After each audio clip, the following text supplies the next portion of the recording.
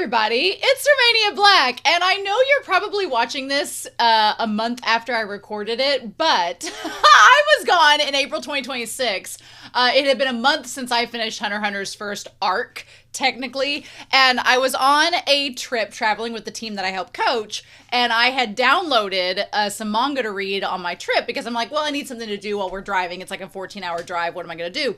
And then I'm in a hotel room for a week. What am I going to read? So I went ahead and downloaded the first 4 volumes of Hunter x Hunter's manga, and while I was on my trip, I was like, I'm just going to start reading these 4 volumes. I know there's 8 volumes that cover what I just watched, and I'm going to just read them, and then I can summarize them and talk about them before we start the next arc come the end of May. And so I got home and I was like, I'm going to forget things I wanted to say. So I'm recording this way ahead of time. My hair will probably look a lot different on the channel by the time you watch this. Maybe not. But we're going to talk about Hunter x Hunter and volumes 1 through 4 of the manga. Now, a couple things I want to note before we dive into this video. One, I've only watched the first arc, which is the first 26 episodes of the series, so that's all I am going to be addressing as far as keeping it with the manga. However, it is important to note, if you've not checked out my Hunter x Hunter reactions on my channel, they are over there on my channel. They are on my Patreon. You can go check them out there. Please support the channel. Like, subscribe, comment, all that fun stuff. Y'all know what to do. But the other thing is, I started watching Hunter x Hunter like secondhand with my brother about 6 years ago. I was grading papers because I'm a teacher. I was grading papers and he was watching it, and I was just kind of like looking up every now and then, sometimes more than just this when something crazy was on the screen. But I did get to a point, and then I started my channel on YouTube and I stopped when I got to that point. And I think that that comes into effect here as we're talking about volume 1, with some extra content that the manga includes that the anime left out. So, with that being said, I am going to be talking about volumes 1 through 4 of Hunter x Hunter. I am going to be doing a little bit of a spoiler-ish edition, so if you've not watched Hunter x Hunter past the first arc, then know that I'm going to try to keep it very vague. Just very vague for the sake of spoilers' sake, but I'm going to talk about little spoilery things, right, especially with Volume 1, and then we're going to dive into it and talk about things that I thought stood out from Volumes 1 through 4 that were added, talk about Togashi, some of his things in terms of his author's notes, things like that. So thank you for supporting my channel. My name is Romania Black. I'm a teacher, I'm a speech coach, and I also review anime and manga because I'm a nerd and I love doing it. So let's dive in, shall we? Now, of course, Togashi starts out, I didn't take a screenshot of this, but I do have the cover for volume 1. Gon and the Frog. Gon and the Frog is so iconic. I don't know. It's funny because we don't really associate frogs with Gon or Hunter x Hunter, but the green just makes it pop, and it's perfect. And prepare for departure, the day of departure. I mean, it's the start of our little wholesome series, right? Wholesome, nothing bad's gonna happen in this series. Let me tell you, this manga is gory. This manga is gory. So I want to bring up a little note here in 3, 2, 1. This manga is gory, but before we dive into this met me when I opened up the book to chapter 1, The Day of Departure, with the opening that says they are called hunters. And now this narrator, I have a very different opinion about this narrator now that I'm seeing this. The first couple pages of chapter 1 are the OP, which is fun. I enjoy that a lot. But you may notice, for a hot second, I looked at it for a second, I was like, why does Jing have long hair? And then I went, that's not Jing! And then it took me a second, I was like, oh! So here's the spoiler part that we're going to talk about for a hot second. And I'll try to, if I can remember in the editing, timestamp it to where you can go past this if you don't want spoilers beyond the first arc of Hunter x Hunter, or very, very, very, very far into this series, because I made it pretty far. I made it past this one part. I remember when I stopped the series and I started my own channel, my brother and I had been watching it, and I got past this island. I'm not going to talk too much about it because we'll get to it when we get to it in the show, but we met this character, and that's about the time I stopped. We met this character, and his name was Kite. And that's as far as I got. I got to where Gon and Killua. I remember Gon and Killua meeting Kite. And I was like, oh, he seems really cool. He seems like a great guy. Seems like an awesome person. What a great new character. So imagine me opening up the manga to page 1 and going, why are you here? I'm like, what? And it's like the meme where the astronaut has the gun to the other astronaut, and they're like, Kite's been here the whole time, and they're like, always has been. And I was like, what? So yeah, that's Kite. They chose to not show him for 100 episodes in the anime until they get to him, and I'm like, what? Because it was literally about 100 episodes, I think, into this, and I was like, what? So yeah, that's Kite. I freaking love his design, and from what I remember of just meeting him in the show, I love his character. And so let's dive into that. So yeah, I'll get on here. Basically, we start out the chapter with Gon saying he's like going off. He's got his goal. He has like this little hunter card that we find out he has kept with him, like a hunter card or an identification card since he was a kid. And Mito, what's interesting is in the manga, Mito is immediately much more sad about Gon wanting to go off and be a hunter than she is in the anime. In the anime, she's kind of frustrated because he's a kid, and she's like, you're too young and it's dangerous. You know, what you would expect an aunt or a parental figure to worry about a 12-year-old kid.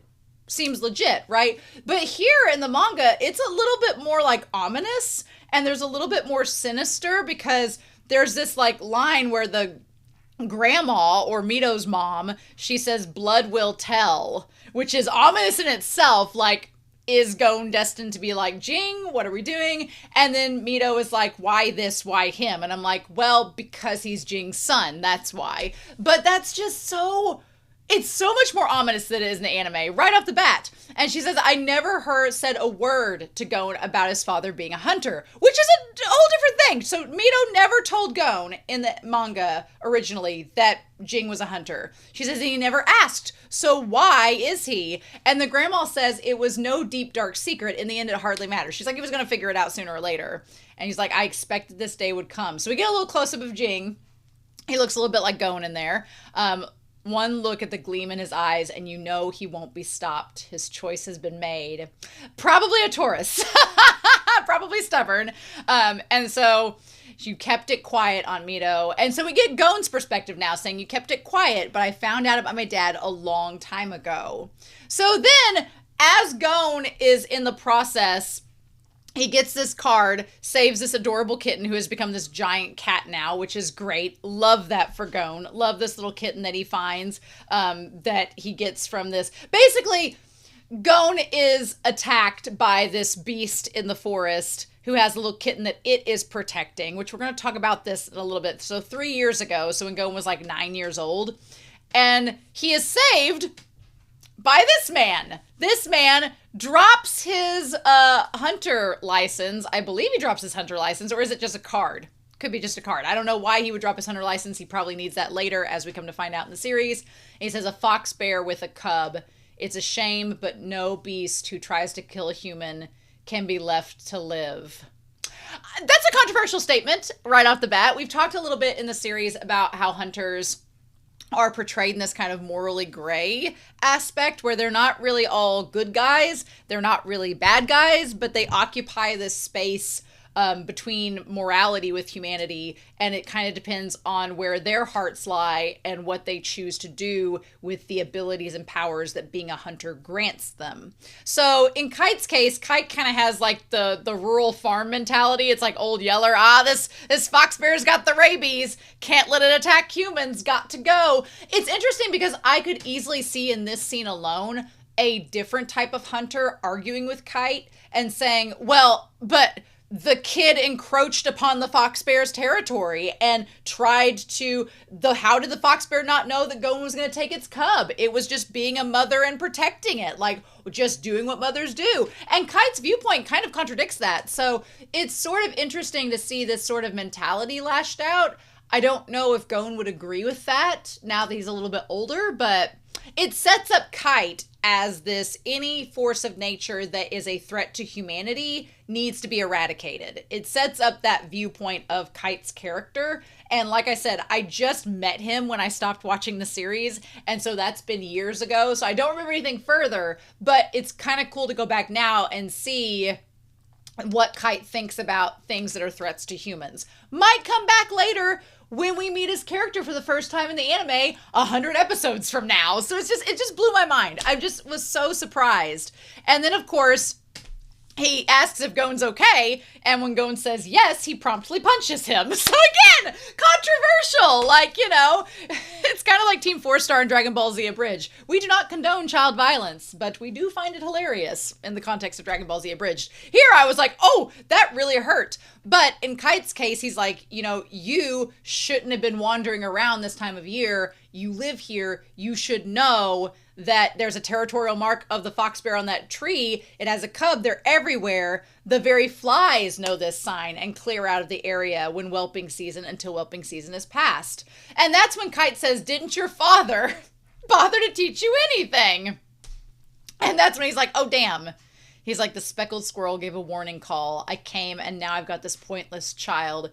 This pointless kill to my credit. So it's interesting. He's like, the speckled squirrel gave a warning call and I came. So I wonder, again, talking about why did the squirrel give a warning call? How did Kite hear it? Why did he show up right when Gon was in trouble? Did Jing input a safety net into the island to make sure his son wasn't killed? Does he have people at the ready to come save his kid if worse came to worse? There's lots of questions this opening chapter gives us that we have no answer to right now, but are important to note. And then that's when Gon says, my dad is gone and my mom too. He says it was some kind of accident after I was born, so I live with my aunt. Now, at this point, Kite, to our knowledge, does not know that Gon is Jing's kid. Now, Jing, everybody that sees Gon immediately realizes that he's Jing's kid. I'm assuming based upon his looks as well as his personality, but Kite doesn't seem to let that on. He doesn't seem to let on that he knows that immediately. He's just like, he gives the Zuko answer of, that's rough, buddy, as terms of losing his parents. And then he takes the kitten and he's like, I'm going to put down this cub. To which Gon is like, no. Gon was okay with the parent getting killed because it was like they were going to get killed otherwise. But the cub is innocent. And so Gon, being so pure-hearted as he is like, oh, don't kill the cub. And Kite says it hasn't been weaned, so it's either kill it or let it starve. If by some chance it survives, it may well bear a grudge against humans for the murder of its mother.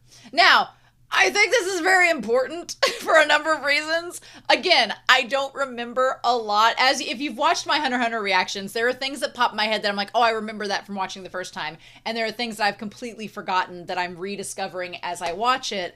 But in this case, I feel like this is a very important moment because Gon is kind of synonymous with the cub in this chance. Now, is Jing dead? Well, no, we don't think that. Jing's off hiding somewhere, doing whatever, because I have thoughts about Jing, but that's not for today. But it's very possible that Gon's mom, I don't remember if we find an answer. Don't tell me. Spoilers. I'll find out. But it could be that Gon's mom was killed and Gon was left behind. Or in any case, Jing is gone, Gon is left behind. So the idea that, Aunt Mito kind of became to Gon what Gon is to this kitten, saying like, instead of letting it starve or just killing it off, Gon's like, I will take it. I'm going to relate to this cub and take care of it. And he's like, fox bears are wild to the core.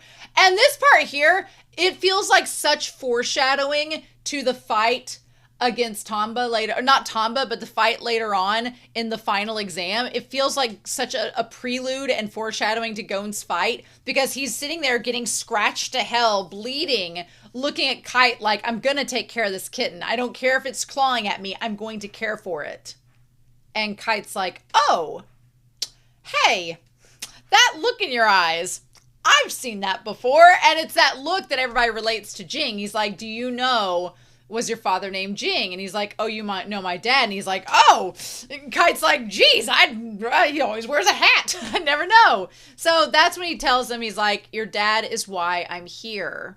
I've come to his birthplace looking for leads. So Jing's from here. Is he Mito's sister? Could be. We don't have confirmation of that. I guess I just found one. I'm Kite, a hunter for what that's worth. Have a seat. And Jing is my teacher. So we're going to talk about Satotes later on at the end of this and Satotes' relation to Jing. But it's kind of cool the first 4 volumes, we kind of get a little bit of a bookend of Kite is a student of Jing, and Satotes knows him by proxy, and they both have relations with him. And he's like, he drilled me in the basics of the hunt. And to win his stamp of approval, I have to pass a final test to find him. And I've never faced such a challenging hunt. So basically, Jing's being Where's Waldo? And just hiding out and playing hide and go seek. And Kite's like, I gotta go hunt him down and find him to get his approval. Seems very similar to what Gon is about to do on this entire quest. I'm like, Jing, I have thoughts, but we're gonna save them for later. But Kite is a fan. Kite likes Jing. He says he's the best. There's no hunter like him. If I hadn't met him, I would have died a long time ago, like a dog in some pestilent alley. And he tells Gon all about his father. So that's where Gon gets this inspiration, because that was something that has kind of been making me curious throughout the first arc of the series, because it would be natural for you to want to go find your parent. But there's always been this kind of nagging sense of, why does Gon want to go find his parent? Why? His dad abandoned him, seemingly, left him alone on that island. Why would you be so inclined and be so driven? And this opening where we see Kite talking to Gon and saying, your dad's this amazing person and he did all of these things and da-da-da-da, and I think he's wonderful and he's the best hunter there is, and he saved my life and so I owe it to him. That makes a huge impression upon a 9-year-old Gon. A huge impression. It makes his dad seem like a great person because he saved someone's life, which, Gon's all about. I do kind of question, though, because, again, we're talking about morally great people. If Kite believes this sort of logic, then Jing probably does, maybe similarly. So it kind of leaves some things open. But in any case, Gon is inspired. And he's like, Jing is alive, kid. That's not what your aunt told you, and I understand her reasons. She wants to protect you. He's like, but blood tells and yours speaks volumes. The apple doesn't fall far from the tree. He's like, your dad was a hunter. You're probably going to be a hunter just like him. All good hunters get along well with animals. Which is interesting that he said that. Again, talking about, which I get the threat to humanity you'd want to stop, but it is interesting. So he left behind the little hunter card on the little keychain, which I'm assuming is not his hunting license because he probably would need that. And Gon keeps it as a trinket, and he's like, I'm going to be a hunter. He's like, they sometimes have things to do with animals that animals of the forest don't like and may even hate. So an animal who's friends with a hunter cannot be king of the forest. And you're king of the forest. I like his name is Cone. It's great. And I don't want that to change. He's like, so you're going to have to go away. And this part is kind of sad. It's an interesting contrast. It's an interesting kind of paradox where they say hunters they get along well with animals, but at the same time, they have to do things sometimes that the animals won't like and may even hate. So he's like, if you're going to be king of the forest, I can't stay with you anymore. I have to go on my way, which Cone does not seem bothered by, by and large. But I think that's an interesting contrast. I think that that's something to kind of file away that we might talk about later on in this idea of you having to, as a hunter, do things that might upset the people that you are coexisting with. There's something to that. We might want to file that away. But yeah, so Aunt Mito is not happy that Gon has made the decision. Gon looks so much mature in this moment. He's like, family, being a hunter must be an important job. So important that family came second. But being hunter isn't for weaklings, Aunt Mito. And she's like, yes, you are his son after all. I feel like Mito, looking at her and how her eyes are so similar to Gon, I feel like she's his sister. And she's just like, mother trucker. Fine, go. And Gon's like, I am Jing's son. I have to pass the final test to find Jing. I've never had such a challenging hunt. There's no other hunter like him. I mean, if you were told your dad was this amazing person and everyone you met along the way were like, oh, you're Jing's son? Oh my gosh. Then that would fuel that desire to go find him even more. To see like, wow, what kind of man must this be to be such an amazing hunter?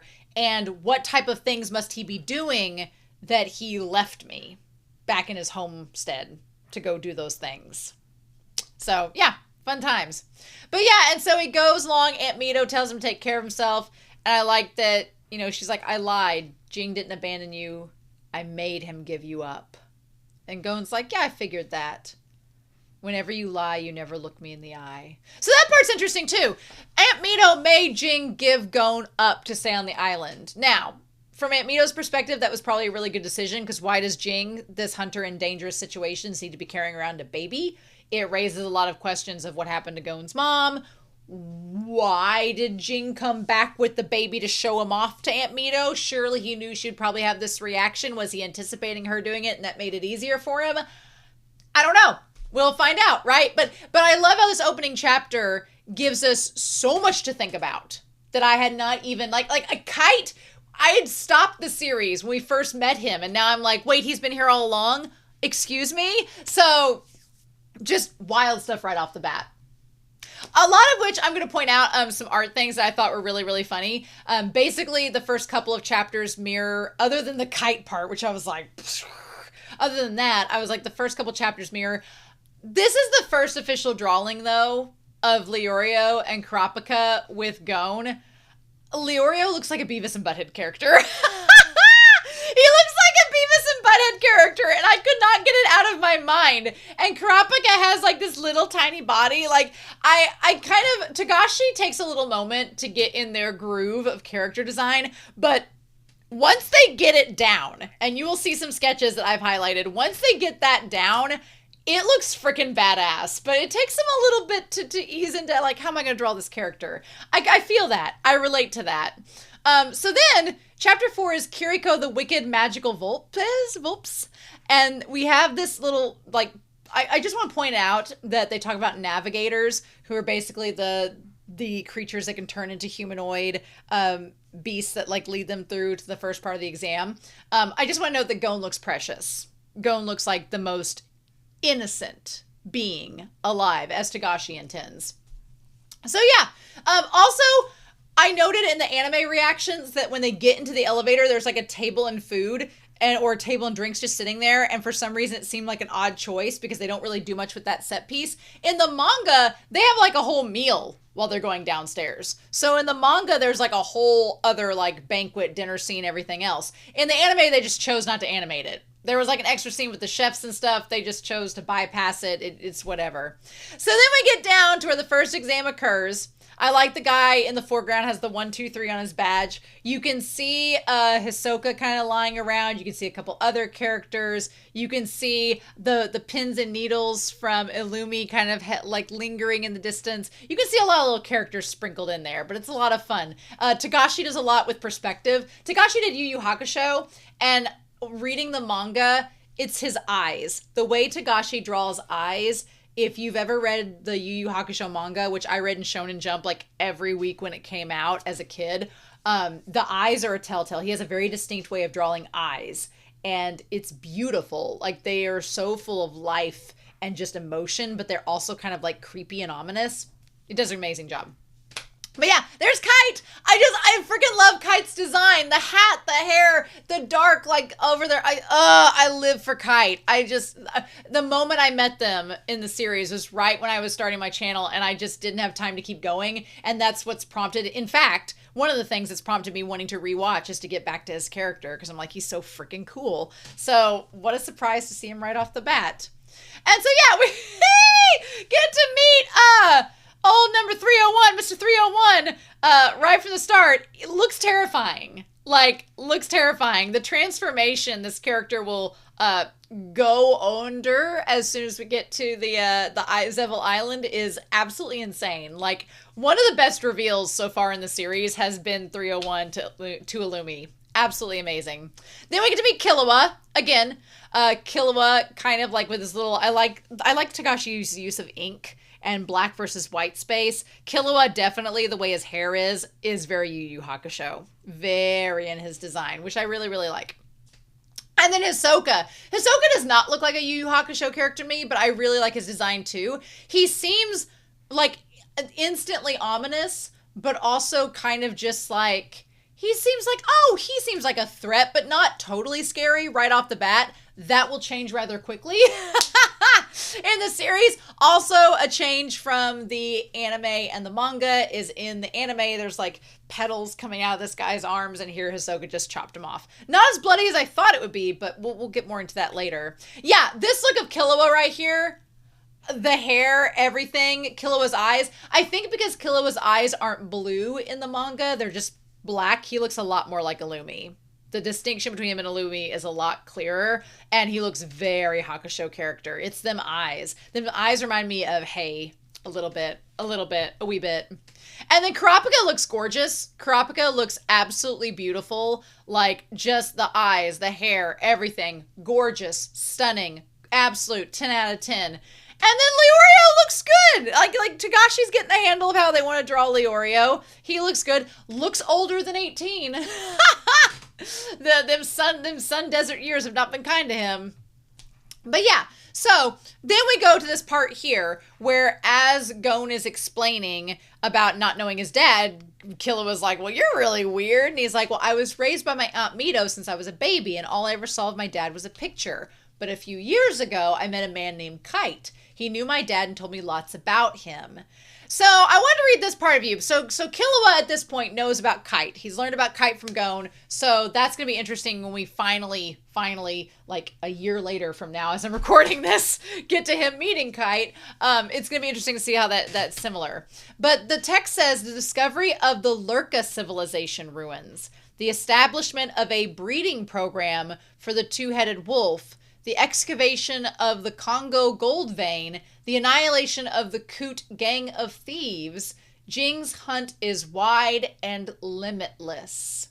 Jing could be a triple star hunter, but he hasn't bothered to apply for the classification. A triple star hunter is the highest class of hunter. There are less than 10 in the world. Requirements include several achievements with global ramifications or historical discoveries of major importance. So basically, if you've got like a ton of Nobel Peace Prizes and you've like solved like world problems and created world peace, then yeah, we'll put you in a triple class hunter situation. I think that's interesting for a couple reasons. One, I'm sure that being a triple star hunter comes with some regulations or some obligations. As we've seen of Jing right now, this man does not seem the type that wants obligations. See Sun on Whale Island for more information. He does not seem the one that is tied down to commitment or obligation. So nope, not going to do that triple star hunting application. But also I think what's interesting is the idea of Jing's hunt is doing all of these different things, from trying to establish a breeding program to discovering a civilization's ruins to excavating to annihilating a gang of thieves. Like, he's done everything. He's like a jack of all trades, which is curious because Gon, what's curious is that Jing just seems to kind of flip from thing to thing and he's like, I just want to do all of the things. And Gon has a very narrow focus where he's like, I just want to find my dad. So Gon's hunt is just find Jing, and Jing's goal is do all the things. So I think that's interesting, right? Also, I want to point out, if you did not know, Togashi, it says, special thanks to Naoko Taikuchi. She helped me with my color pages. She's a great painter and her work is gorgeous. Now I want to point out, as I came to find out, he wasn't married to her yet or officially married to her yet as of this volume coming out. So I think that's rather cute and flirty that he was giving her a shout out, being like, look at Sailor Moon's mangaka. Isn't she great? Oh my gosh. And maybe they were married at the time this came out and they just hadn't made it official, but it wasn't official. So I'm like, oh, she's a talented painter and her work is gorgeous, huh? Imagine that. I find that romantic and very interesting. So yeah, speaking about how this series wasn't gory, the moment Ahsoka shows up towards the end of the first trial with Satotes and does this move and throws cards into this man's face, at this point the manga decides, okay, you're 170 pages in at this point. Should let you know we're going to get a little bit bloody. Hope you're all right with that. Because yeah, those cards go straight into that man's face. Like the one going into his chin is absolutely terrifying. But yeah, crazy talk. Crazy talk. And then Satotes is like, yeah, let's not do that. And so Killua immediately, like he does in the anime, recognizes they need to get away from Ahsoka. He's killed and he wants to kill again. And then you have Ahsoka doing the What's interesting is that Killua would know about his bloodlust because he's had it himself. So yeah. So then he's like, you're wondering how I know. The fact is I'm like him. I can smell it in him. And then Gon's like, you're like him. You don't seem so. And he's like, I'm just playing innocent. You'll see. And he's like, yeah. So it kind of gives away that Killua was always planning on kind of revealing that he was an assassin, maybe to show off to Gon, maybe in case if he and Gon had to fight each other. It was always there from the beginning, but over the course of the series, especially in this first arc, Gon's presence kind of changes Killua and his expectations and how he, presents himself, especially around Gon. So yeah, so then we have the second volume, where I like Togashi's little author notes where he's like, go on, I'll catch up in a few minutes, go on without me. Like, he seems kind of quirky, which if you've read this series, of course he is. But I like the second cover. I like Leorio and Kurapika being the surrogate parents of this young child whose father is off doing God knows what. So there's that. I don't exactly know why we have this portrait of this woman eating the ice cream and stuff. It looks very Yu Yu Hakusho. I'm not sure why it's here. I don't know who that's supposed to be. Is that Gon's mom? Who knows? Maybe we'll find out someday. Don't know. But one thing I want to point out, as soon as I did this, I stopped reading the story thus far because Volume 1 doesn't have this. Volume 2, I was immediately confused. Because I read this, it said the story thus far. Gon dreams of being a hunter like his father and sets out to take the ultra-tough licensing exam. Along the way, he meets fellow applicants Kurapika, Leorio, and Killua. The four passed the second exam, and I was like, wait a minute, we were in the first exam. When Volume 1 ended, I thought I'd skipped a volume, and I was like, did I skip? No. So basically, if you are reading the manga, the story thus far pages will spoil what happens in the volume. So don't do that. So I was like, oh no. So I am not going to be reading the story thus far any further because oddly enough, the one for volume 2 is the same for volume 3. So I don't know if it's an error or what the case is, but then volume 4's spoils what happens in volume 4. So I was like, I'm just going to avoid the story thus far, but Gon, our hero, aspires to become a hunter and reunite with his father. Should be easy, right? Also, can we give a shout out to Satotes for having a badass profile here? Like, I low-key am crushing on Satotes. I'm in my mid-30s. I can crush on Satotes. I think that's reasonable. This man's a 10 out of 10. Let him have it. So, yeah, immediately starting out very bloody. Hisoka is having the time of his life, like just killing everybody. And he looks so smug in that panel talking about how many dropouts there are. This is when he's about to face Leorio and Kurapika the first time around. But just showing off how Hisoka is having no trouble. And also that creepy laugh is also from the OP, where he's like, ka ka ka ka, or it's from the ED, one of the two, is exactly straight out of the manga. So that's a fun little catch.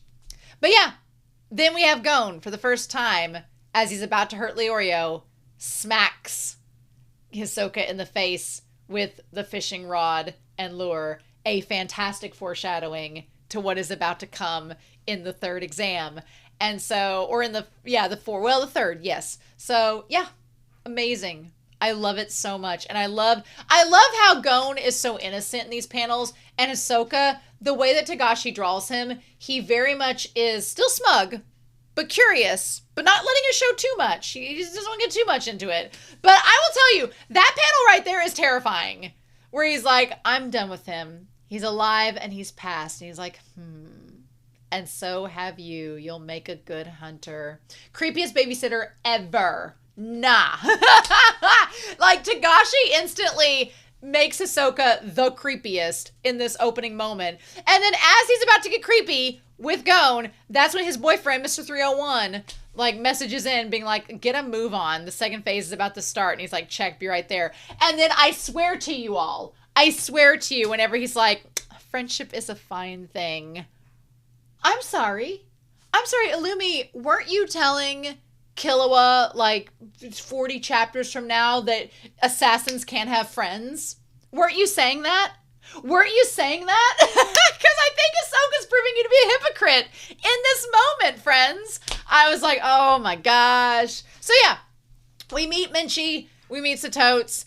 She looks incredible, by the way. One big difference from the manga to the anime is in the anime, they just decided to streamline everything. They were like, go get a pig, make a dish, bring it back, cook it, and we'll see where it goes. Here, she has them make sushi. They feed the one gourmet hunter, and he gets full, and he's like, y'all are good to go. And she's like, I'm much more picky. She's like, I want sushi. And the thing is, no one knows what sushi is in the story because this is not taking place in Japan. It's hinted by what Minchi says that only one guy knows. Hanzo is the only one that knows what sushi is because presumably he's from a culture that is akin to this world's version of Japan, so he knows what sushi is. But nobody else, everybody else is like, I don't know what this stuff is. And they all start kind of giving out little hints and clues as to what it could be, and they try to make what they assume sushi is.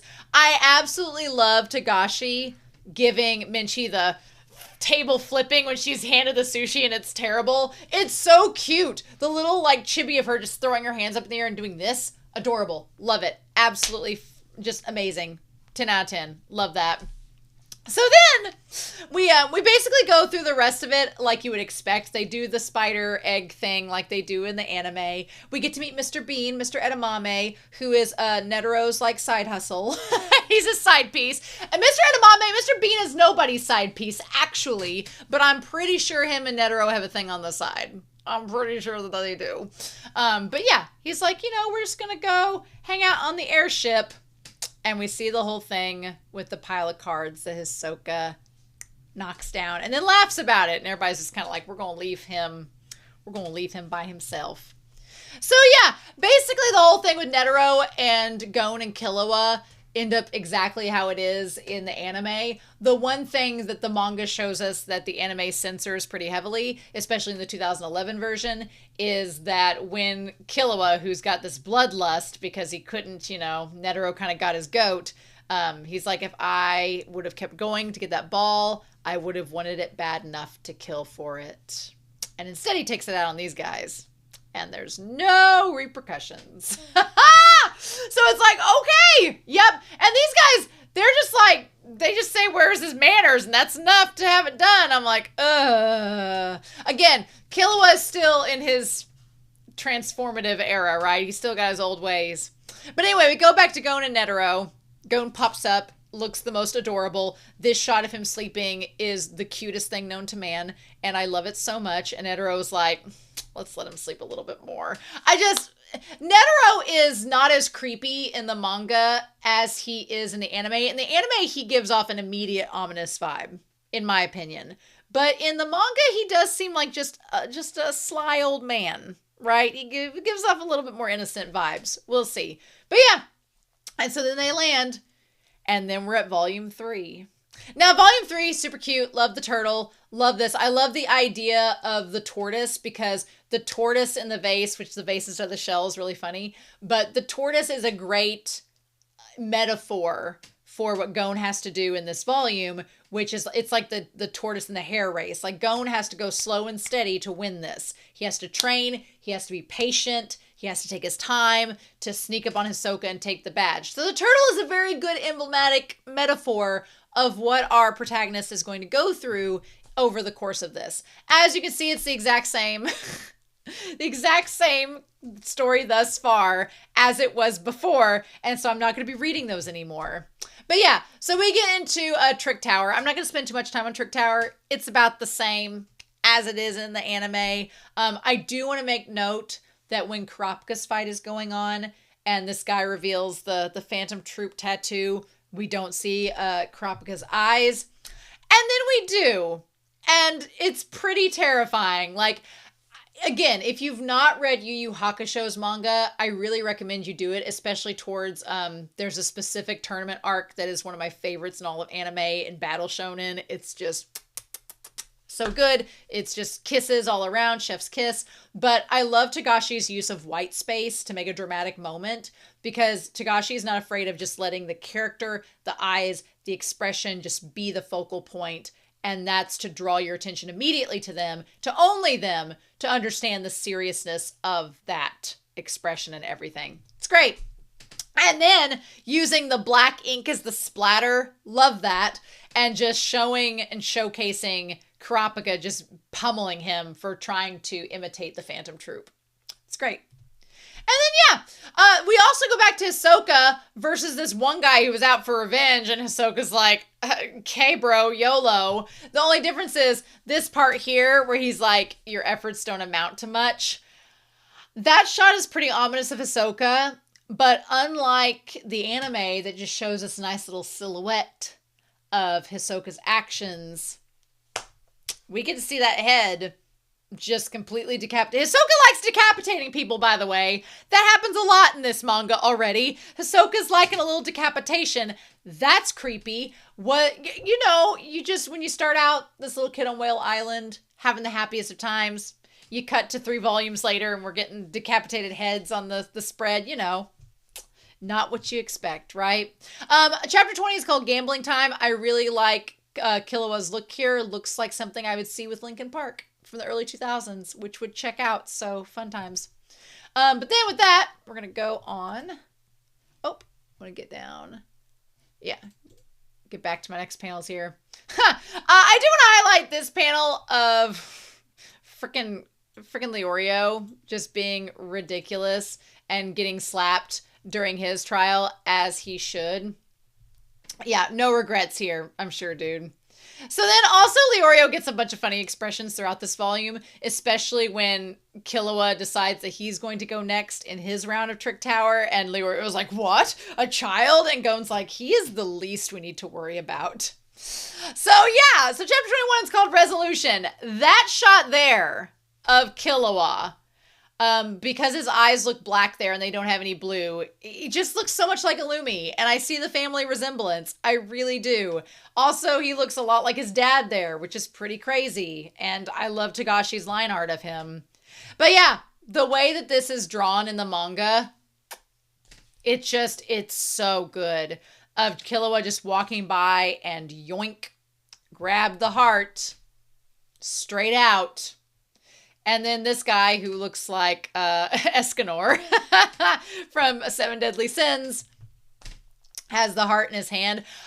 This page, I love this page so much because this is, I'm telling you, and I don't want to gush too much about Yu Yu Hakusho, but I read freaking Yu Yu Hakusho so much as a kid, and seeing this line art, seeing this on the page, I got such a nostalgia trip. The shot, the hyper realistic detail of the heart and the nails, you can see Killua's nails, and then that bottom one where Killua has it looks like his lips are tinted. That is freaking Elder Toguro. That is freaking Toguro Brothers. It's so good.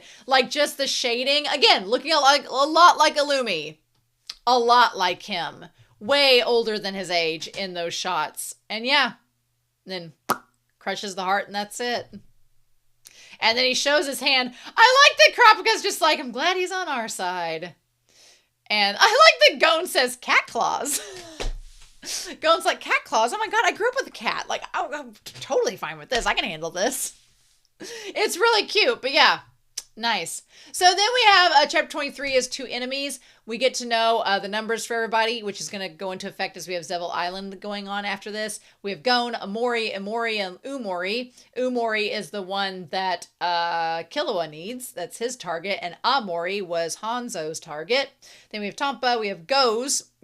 We barely get Goz and Shishido and Q. Don't really get much into them. Ponzu, of course, we do. Pakal, we do. And then Sami. Sami's the man with the monkey. I love how he's drawn in this. It's great. Mr. 301, Gitaraker, Aegon, R.I.P. dude. Cyber, R.I.P. Kinmi, don't remember you. Hanzo, and then Bourbon. Bourbon. He died with the snakes.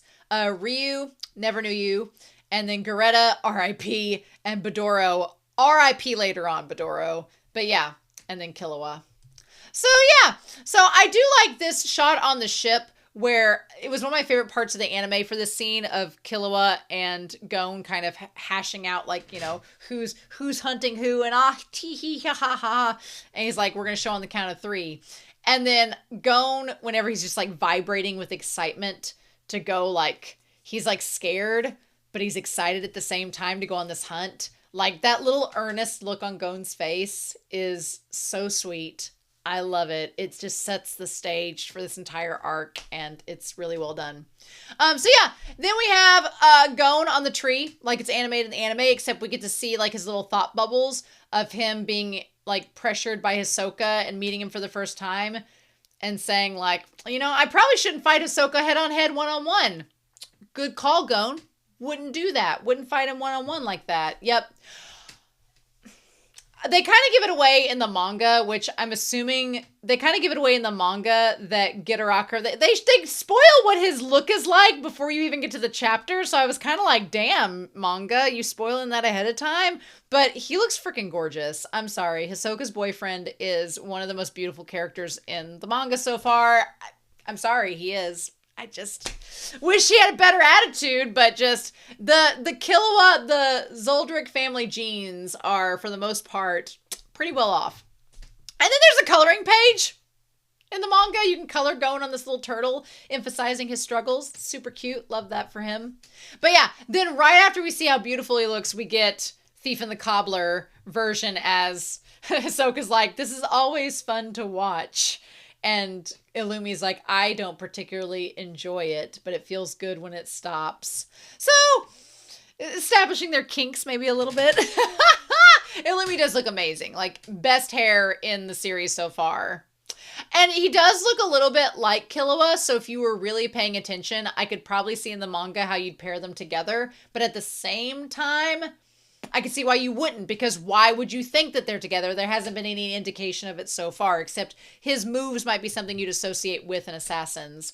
Still, him digging the little hole in the ground, saying he's going to chill here till the deadline. He's like, good luck and good night.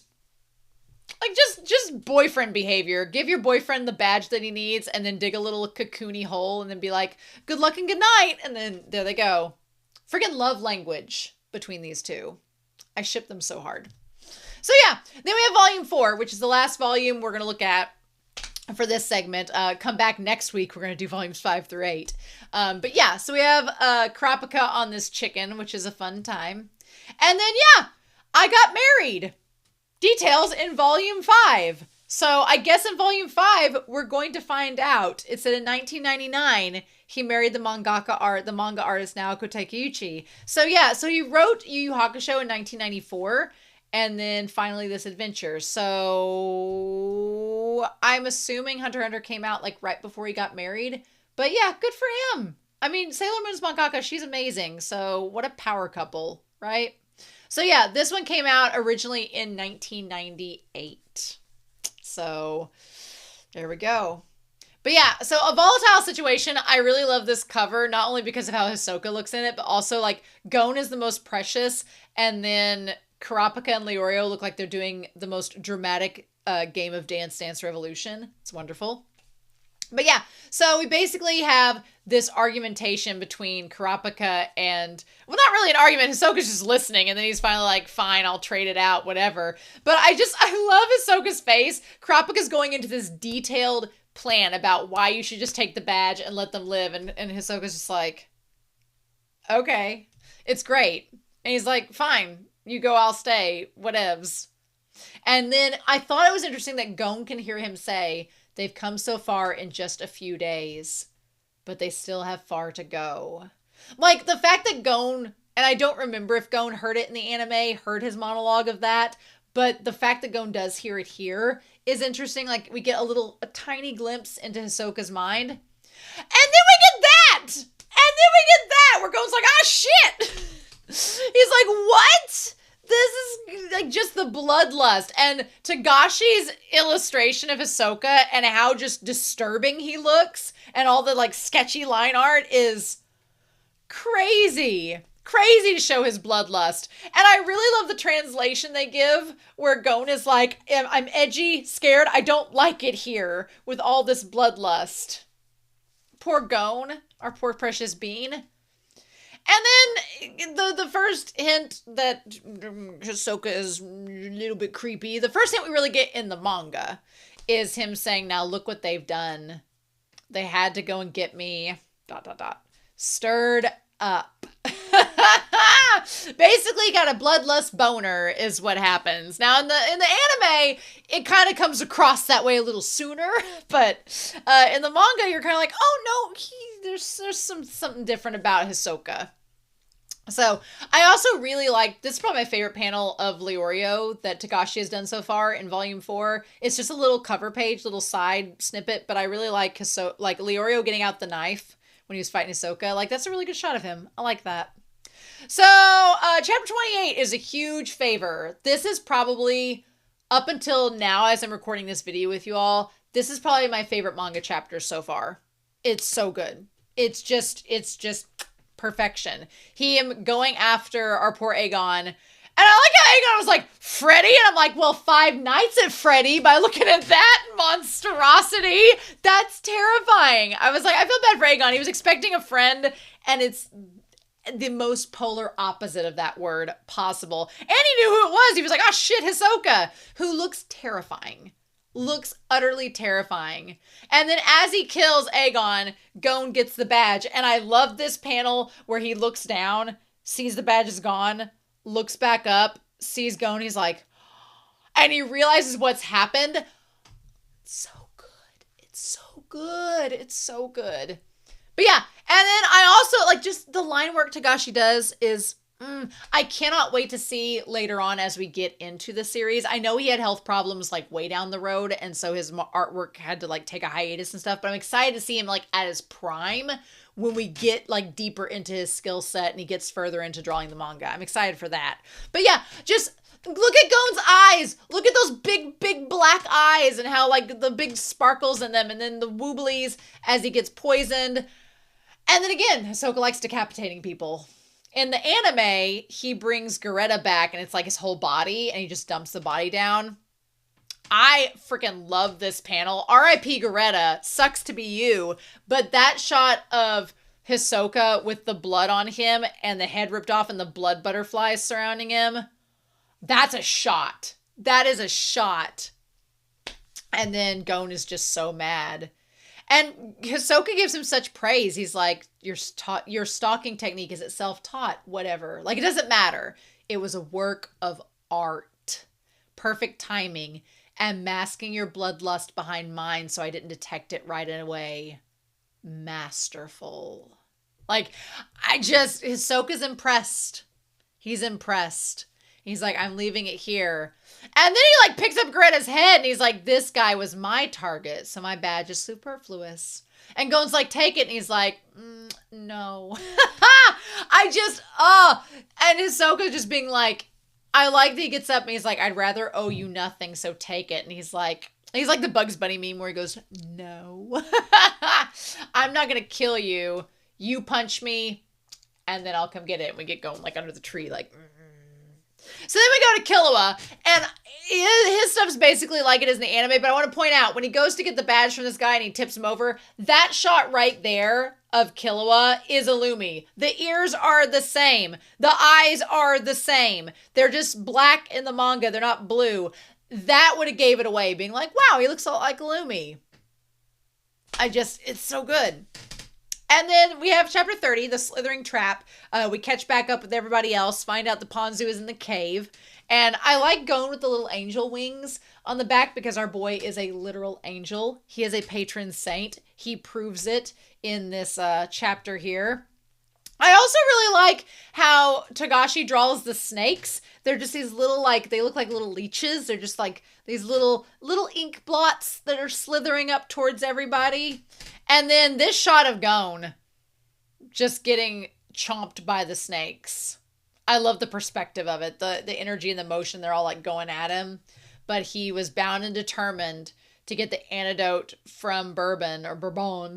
And then, like, the way that it's drawn of just the snakes coming off of him, making him look like a monster. Togashi does so.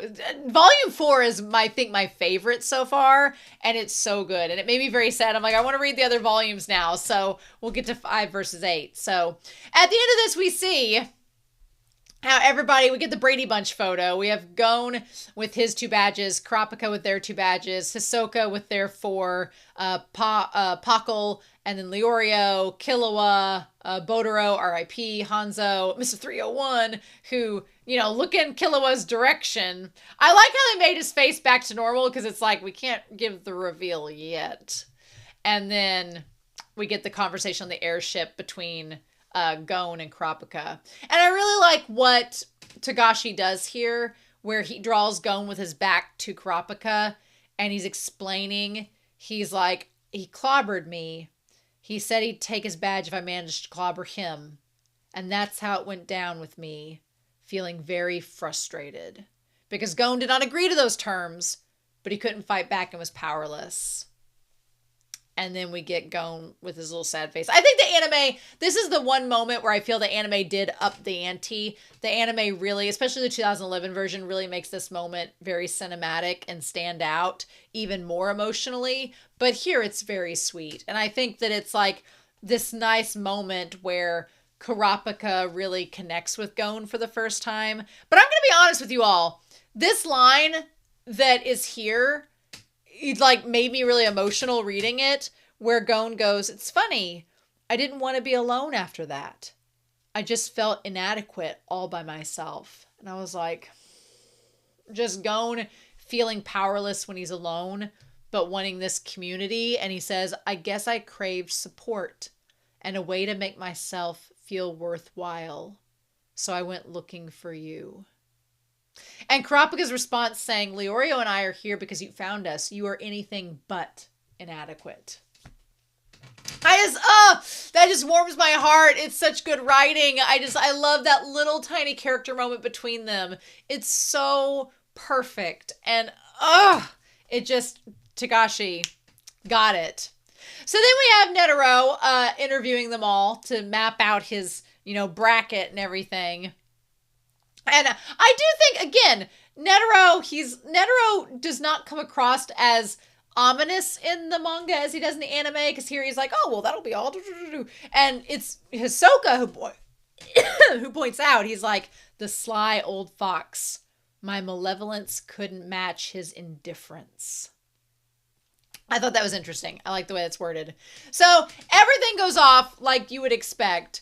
And as Gon is about to get his arm broken, I love Kurapika and Leorio's reactions. I love Kurapika saying, get in line. Like, we're both going to attack this guy, Hanzo, for hurting our boy Gon. And then Gon is just, I love their reactions here too, because Gon's like, well, I wouldn't want to lose my leg. I'm not going to give up either, though. We've got to find another way. And I love Leorio's reaction and Hisoka laughing too. But that's just like, that's Gon. And again, way back in volume 1 and in the first couple episodes of the anime, it was established that Gon was like trying to think of, okay, well, if I'm pushed up against the wall and my choices are A or B and somebody's going to get hurt with A or B, why do I have to choose? Shouldn't there be another choice? And this is the first time we really see Gon sort of taking that to heart and asking Hanzo, being like, well, we've got to find another way. He's like, I don't accept the choices you gave me. Let's try again. Like, I love that. I love we're already seeing a few volumes down the road pay off with what Gon is doing and what he's trying to reason with other hunters to try to find this third option. He's like, you shouldn't offer me just those 2 choices. And then he kind of tells Hanzo, be like, you killing me is really going to do you no favors. It's great. And I like that he's like, he's gotten control of the situation. And he's like, what kind of weird rush to hold out and face the impossible odds? And Gon's like, I want to see my dad. It's like, the power of fatherly bonds has got Gon. He's one of the best, I hear. I really love the panels of, like, Hisoka looks like, I don't know who his dad is, but that's intriguing. Netero looks like, I know exactly who your father is. Like, that's the difference in those expressions. If you look at those expressions, Hisoka looks like, I'm curious to meet your dad. And Netero's like, oh, I know him. And that's interesting you bring that up, is his, expression in that situation. You've given me no choice at all if that hope vanishes.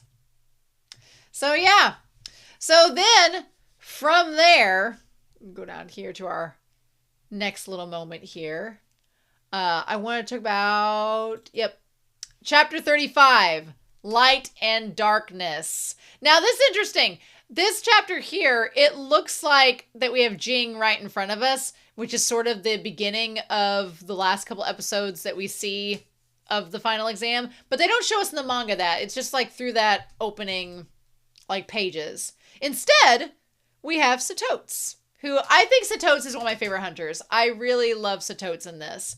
I also love how Satotes is like, shake the hand. He's like, you did win. Shake it. Like, I just love the way he's drawn here. It's wonderful.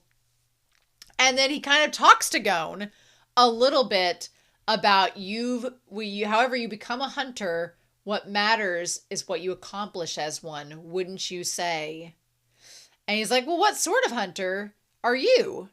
And Satote says, I restore and preserve ruins, which is one of the things that Kite brought up that Jing has done. And he says, I used to focus on excavation for the fame, but the work of a certain other hunter showed me what was really important. And so I'm going to be curious. Like, at this point, I was like, oh, are we getting the Jing connection with Satotes and Gon explained now, here, and not later on at the end of this little, like, mini arc? But maybe we'll have to see. He says what was really important. He paid for restorations with his own funds. So how did he get that money for the own funds? Well, probably all the hunting jobs that he did, as well as public viewing facilities that emphasized preservation. It was a lot of work with tremendous benefits to the world. I was shamed and inspired. The hunter's methods have now been adopted worldwide as a veritable textbook on archaeological management. So basically, Jing is good at organizing. Jing is a type A organizer from what it sounds like, and really good at getting things together. And people have taken notice, and the fact that Jing did it for the philanthropical aspect of it, and not the money, is well known. Now, again, we don't know why. We know Aunt Mito made Jing leave Gon on that island. We know that. So it wasn't just Jing abandoning him. She kind of made him, but it was Jing's choice to not come back and ever see him over the course of 12 years. So it's interesting that you have somebody who's done something slightly shady, seemingly. Maybe we'll find out it was all a big it was all to Gon's benefit. But it's interesting that you have this notion, but then you have Jing also, like, Jing gives me bad vibes, but then at the same time, he's done all this philanthropical work that's been for the good of the people. So it's painting him as a very interesting character so far, which of course Gon would look up to. My biggest thing is, like, you build this character up and you build him up and you build him up. And it's like, you know, the phrase is, don't meet your heroes. We'll see if that holds true. But yeah, he's like, I never met him. Again, he's my role model. I would be honored to meet him one day and to thank him. That's the thing. Kite knows him because Kite was his student. So Kite knows him. So Totes does not know him. He's just inspired by him. And it's kind of maybe putting this in the foreground of saying, like, you know, is it good to be inspired by people who are maybe not the best people? We'll have to see, because Kite knew him, and some of the teachings that Kite knows are a little controversial, but then Satotes doesn't know him, but he's been inspired by him, and he's, you know, the best thing since sliced bread. So he's like, this is yours, accept it and decide when to use it. And Gon's like, that's fair. I got a lot of help and I owe a lot of favors, and once I've returned them, I'll be ready. And I just feel like Satotes is very inspired by Gon in that moment. He realizes Gon's such a good kid, and he's like, that's a great answer. Like, that's very selfless. And he's just kind of like, he congratulates him once more. And then the translation here where Gon's like, you know, things must be really heating up. There's a drag race queen named Georges, and the running joke with Georges on the show is that every time things are, like, of course, getting more competitive, George is like, man, things are really heating up. And that's exactly what I laughed out loud when I read that. I was like, huh? Gon's like Georges. So yeah, so what's interesting is that we go from Gon saying, how are things going, who ended up failing the exam, and we cut immediately to Killua, but the manga does not immediately reveal that Killua is the one that's been disqualified. They kind of just show Gon getting kicked out. They show where things are going to go. And, you know, Killua kind of had a little bit of a chip on his shoulder from the start of this part of the exam because he was questioning why was Gon ranked higher than him. He didn't know what that it factor was. And then with Hanzo walking by, he's like, well, I kind of like the little runt now. That's why I decided to lose. And Killua just cannot understand this. He's like, why killing with kindness? Like, what is that? Assassins aren't taught that. So it's sort of, setting up this inner turmoil that Killua has. And then we go through and have the other matches that get to the point where Gon's like, why did Killua fail? And he's like, he broke the rules. He killed someone. And then we cut to him with all the blood on him, looking absolutely dead to the world. No one suspected he would strike so viciously. It was quick and we believe intentional. And I do like that juxtaposition, because back at Trick Tower, Killua had taken the heart out of that man so simply with no blood on him at all, and talked about how his dad could do it without shedding any blood, showing how like cautious and precise they were. So that when you contrast that with here, seeing him with the blood all over him, you're like, oh, this was like just a vicious attack without care. So was this an emotional response? Was it just like a flash? What was it? And then we get the idea that things were derailed after Killua let Pakal go. He wanted to meet an opponent that stood up to his standards. And then we see Mr. 301, and then we get him saying, it's been a while, Kill. And immediately the volume ends with Killua being freaked out and seeing Illumi's beautiful self. Which, if you look at the two pictures up and down, you're like, okay, I see the family resemblance.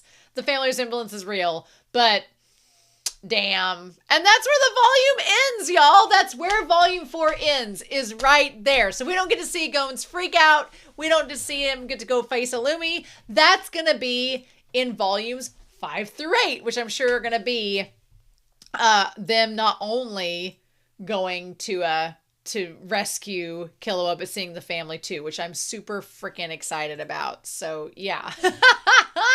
Anyway, it's gonna be a fun time. So yeah, I really enjoyed volumes 1 through 4, but I'm not gonna lie, volume 1, that reveal of Kite was like, so crazy talk, right? But I can definitely see from the first volume already why you all were like, you need to read the manga. And I'm seeing that, and I'm really excited about it. So before we start the second arc, which I am so hyped about, you all have no idea. Next week, we're going to be looking at volumes 5 through 8. Also, I have some comments that were left over from the last arc of the anime. I'm going to answer those comments before we get ready to dive into, I'm so freaking excited to dive into the next arc of Hunter x Hunter. It seems like it's been a wait, but it's been a long enough wait. So if you enjoyed me discussing this manga and you want to comment down below, please make the comments only about volumes 1 through 4. Please no spoilers about Jing. We'll get to him when we get to him. Please no spoilers about Kite. We'll get to him when we get to him. But if you got comments about the manga reaction and review, what you thought about it, if you're excited about volumes 5 through 8, if you're excited about me getting to the next arc, I'm really excited about that one, then let me know down below. Please give this video a like, and please subscribe to the channel. We're going to be getting back into Hunter x Hunter, and it's going to be amazing. So, in any case, I hope you all have a wonderful week. Please stay safe, take care, and yeah, I'll be back very soon with more of Hunter x Hunter. Bye!